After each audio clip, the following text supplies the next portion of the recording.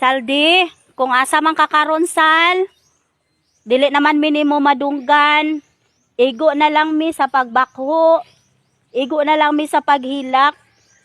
Pero ang imong mga memories, naa-per mi sa among mga kasing-kasing. Pero ang kinabuhi sa tao na amang gyud katapusan. So siguro, mao na gyud ang iyang katapusan. So ato na lang iampo nga karon malipayon na siya. Wala na'y kasakit nga iyang gibati. Naa na siya karon sa mga kamot sa Ginoo, sa labaw natong makagagahom. Dili ni si Saldi ko ha. Si Saldi ni katong ako ang estudyante nga na-disgrasya 2 years ago. Nahitabo to adtong May 2, 2024. Dali ra kayo ang panahon guys. Duha na day siya katuig karon, May 2, 2026. Gidasmagan sila no og usa ka elf. Tungod nakatulog ang driver or nakatagpilaw ang driver. So grabe to ka traumatic nga panghitabo no. Igo ra gid to siya nakapa-pictorial para sa iyang moving up pero wala na gid siya naka-attend sa moving up. So luoy kayo tong bataan ug utan tong bataa. Dili na ako malimtan tong bataan okay. Isa to sa dali gyud ako masugo dayon.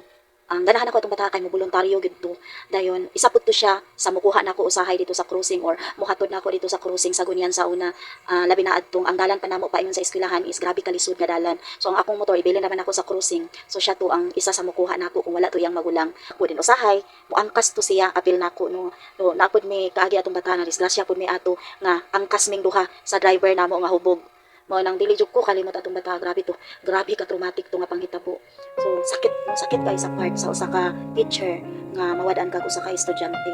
So grade 10 tong bata no. So pag grade 9 ato ako ang advisory ato. Kunang akong adto ko makabisita ko sa Minterio, ako gid siyang hapiton og dagkutan no kay syempre maka-remember pud ko niya. Luoy kayo. Pero unsaon dili man gyud nato naibalan ang disgrasya. Wala giingon nga mag-ampo lang kita sa panunay no. Labi na sa ato ang inadlaw nga biyahe kay Ginoo ra gyud no. Ang ato ra yung labang makagagahom ang nasayod sa tanan. So ako ning gibuhat nga video kay nakahinumdum ko niya kay ika 2 years niya karon nga death anniversary si Saldi.